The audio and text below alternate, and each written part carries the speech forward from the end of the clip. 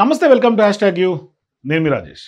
RSS అనే ఒక సంస్థ గురించి ఖచ్చితంగా రాజకీయాలు తెలిసినటువంటి అందరికీ కూడా ఆర్ఎస్ఎస్ గురించి ఐడియా ఉంటుంది, అవగాహన ఉంటుంది, అందరికీ పరిచితమే.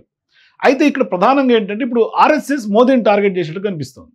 ఎందుకంటే హిందుత్వ ఎజెండాతో ఏర్పడినటువంటి ఈ ఆర్ఎస్ఎస్ నుంచే జనసంఘ్ కూడా ఏర్పడింది. మరోవైపు ఇప్పుడు నరేంద్ర మోదీ చుట్టూతా ఉచ్చు బిగుస్తోందని చెప్పాలి. అంటే ఒక రకంగా చెప్పాలంటే ఎందుకు అనేది ఒక ప్రశ్న.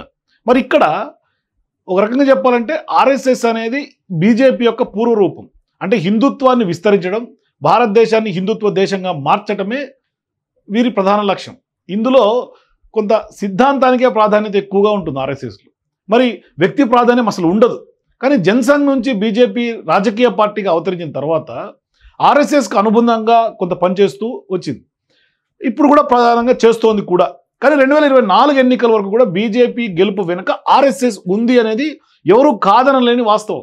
కానీ ఆర్ఎస్ఎస్లో ఎవరు బయటికి కనిపించరు, పెద్దగా యాక్టివ్గా కనపడరు. అసలు వ్యక్తి అనేవాళ్ళు ఎవరు కూడా ఆ ఇమేజ్ కనపడదు. కానీ పెద్ద ఎత్తున పార్టీ కోసం గ్రౌండ్ ప్రిపేర్ చేస్తూ బీజేపీని తెర మీదకి బీజేపీ ఉంటుంది, తెర వెనకాల ఆర్ఎస్ఎస్ ఉంటుంది. అంటే ఓటర్ల నాడిని ఇట్లే పట్టుకోవడంలో ఆర్ఎస్ఎస్ దిట్ట అని చెప్పుకోవచ్చు. అంటే ఓట్లు బీజేపీ వైపు ఆర్ఎస్ఎస్ మళ్లించే ప్రయత్నం చాలా ఎన్నికల్లో చేస్తూ వచ్చింది. సక్సెస్ఫుల్గా ఇది 3వ టర్మ్ కూడా నడుస్తోంది. ప్రస్తుతం దేశంలో చాలా రాష్ట్రాల్లో బీజేపీ అధికారంలోకి రావడానికి కూడా ఆర్ఎస్ఎస్ ప్రధాన కారణం. ఇది ఎవరు అవునన్నా కాదన్నా ఒప్పుకోవాల్సినటువంటి వాస్తవం. అయితే తాజాగా ఆర్ఎస్ఎస్ చీఫ్గా ఉన్నటువంటి మోహన్ భగవత్ ఈ మధ్యకాలంలో 75 ఏళ్ళు దాటినటువంటి నాయకులు పదవుల నుంచి తప్పుకోవాలని ఆయన వ్యాఖ్యలు చేశారు.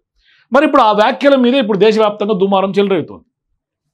ఈ వ్యాఖ్యలు ఇప్పుడు చాలా రాజకీయాల్లో ప్రాధాన్యత సంతరించుకున్నాయి. అంటే ప్రస్తుతం 75 ఏళ్ళు నిండింది ప్రధాని నరేంద్ర మోదీకే. పరోక్షంగా మోదీ దిగిపోవాలని ఆయన చెప్పినట్టుగా స్పష్టంగా పెద్ద ఎత్తున ప్రచారం జరుగుతోంది.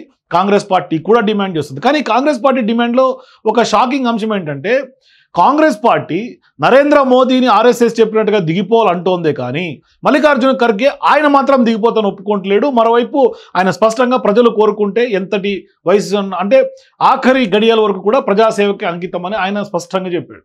అంటే మందికో నీతి వాళ్ళకో నీతి అనేది స్పష్టంగా కనిపిస్తోంది. అయితే ప్రధానంగా నరేంద్ర మోదీ దిగిపోవాలన్నదే ఇప్పుడు మోహన్ భగవత్ యొక్క ఉద్దేశం అనే ప్రచారం జరుగుతోంది. కానీ ఇంతకాలం మోదీ విజయానికి కారణమైనటువంటి ఆర్ఎస్ఎస్ ఇప్పుడు మోదీ దిగిపోవాలని కోరుకోవడం ఏంటి అనే చర్చ ప్రధానంగా జరుగుతోంది. రాజకీయ విశ్లేషకులు అనేక విశ్లేషణలు తెర మీద తీసుకొస్తూ ఉన్నారు. అంటే ఇప్పుడు వాస్తవానికి మోదీ లేకుండా బీజేపీ మనుగడ ఎలా సాధ్యం అనే ప్రశ్న కూడా ఉత్పన్నమవుతుంది. నిజానికి మోదీ లేకుండా బీజేపీ మనుగడ సవాల్ అని చెప్పాలి. మరి మోదీ బ్రాండ్ బీజేపీకి జాతీయ స్థాయిలో ఒక బలమైనటువంటి ఓట్ బ్యాంక్ని క్రియేట్ చేసింది. 2014 కానీ 19 కానీ ఈ ఎన్నికల్లో ఆయన నాయకత్వం చాలా బలంగా కీలకంగా మారింది బీజేపీ విజయానికి. అయితే 2024 ఎన్నికల్లో బీజేపీ అబ్కీ బార్ 400 కీ పార్ అని చెప్పినప్పటికీ, మోదీకా గ్యారంటీ అని చెప్పినప్పటికీ 240 సీట్లకే పరిమితమైంది. ఇది ఆర్ఎస్ఎస్కు అత్యంత ఆందోళన కలిగించినటువంటి పరిణామం. అంటే ఒక రకంగా చెప్పాలంటే క్షీణించింది మోడీ గ్రాఫ్ అనేది ఆర్ఎస్ఎస్ నమ్ముతోంది. మరి మోదీ స్థానంలో యోగి ఆదిత్యనాథ్, అమిత్ షా వంటి నాయకులు ఉన్నప్పటికీ మోదీ స్థాయి జాతీయ ఆకర్షణ లేదు అనేది విమర్శకులు భావిస్తూ ఉన్నారు. మరి ఇప్పుడు మోదీ నాయకత్వంలో హిందుత్వ ఎజెండా అంటే ఆర్టికల్ 370 రద్దు కానీ, రామ మందిర నిర్మాణం కానీ ఇది కొంత సక్సెస్ఫుల్గా ముందుకు తీసుకెళ్లారు. అయినప్పటికీ ఆయన వ్యక్తిగత కీర్తి, ఏకఛత్రాధిపత్యం ఈ రెండు ఈ యొక్క ఒక తీరు ఏదైతే ఉందో మోదీ తీరు, అది ఆర్ఎస్ఎస్కి కొంత ఇబ్బందికరంగా సమస్యగా మారిందని మనం అర్థం చేసుకోవాలి. అందుకనే ఆర్ఎస్ఎస్ ఇప్పుడు సంస్థాగతంగా బలాన్ని, సామూహిక నాయకత్వాన్ని నమ్ముకుంటోంది. కానీ మోదీ చుట్టూ ఏర్పడినటువంటి వ్యక్తి పూజ దీనికి ఆర్ఎస్ఎస్ మూలానికి విరుద్ధం, వాళ్ళ సాంప్రదాయం అది కాదు. మరి ఇప్పుడు మోదీ చుట్టూ ఏర్పడుతున్నటువంటి వ్యక్తి పూజ బీజేపీని ఒక వ్యక్తి కేంద్రంగా పార్టీగా మార్చిందన్న విమర్శలు కూడా లేకపోలేదు. అందుకని ఇప్పుడు మోదీకా గ్యారంటీ వంటి నినాదాలు 2024 ఎన్నికల్లో కేంద్ర బిందువుగా ఉన్నాయి. ఇది ఆర్ఎస్ఎస్ సిద్ధాంతాలకు విరుద్ధమని, సంస్థను బలహీనపరుస్తుందని కూడా మోహన్ భగవత్ చాలా సందర్భాల్లో సూచించారు.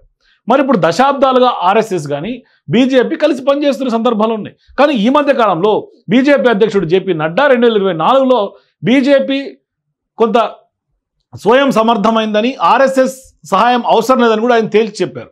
మరి బీజేపీ ఆర్థికంగా సంస్థాగతంగా బలపడింది. కానీ ఆర్ఎస్ఎస్ శాఖలు, కార్యకర్తలు ఎన్నికల్లో కీలక పాత్ర పోషిస్తూనే ఉన్నాయి. 2024లో ఆర్ఎస్ఎస్ పూర్తిగా పాల్గొనకపోవడం వల్ల బీజేపీ సీట్లు తగ్గాయనేది చాలామంది విశ్లేషకుల యొక్క అంచనా. మరి 2029 ఎన్నికలు రిటైర్మెంట్ వివాదం కూడా ఒక రకంగా ఇప్పుడు తెర మీదకి వస్తుంది.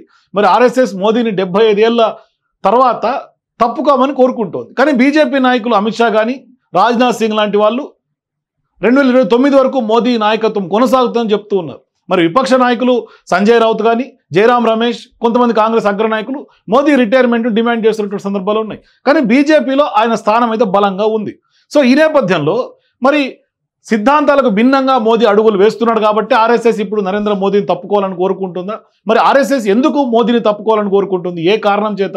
పొలిటికల్గా ఆయన గ్రాఫ్ ఏమన్నా పడిపోతేనే ఏమన్నా ఆర్ఎస్ఎస్కి బెంగగా ఉందా, లేకుంటే దీని ప్రభావం ఏమన్నా బీజేపీపై పడుతున్న ఆర్ఎస్ఎస్ భావిస్తోందా? మీ అభిప్రాయాలు కింద నాకు కామెంట్స్ తెలియజేయండి. For more videos please watch #.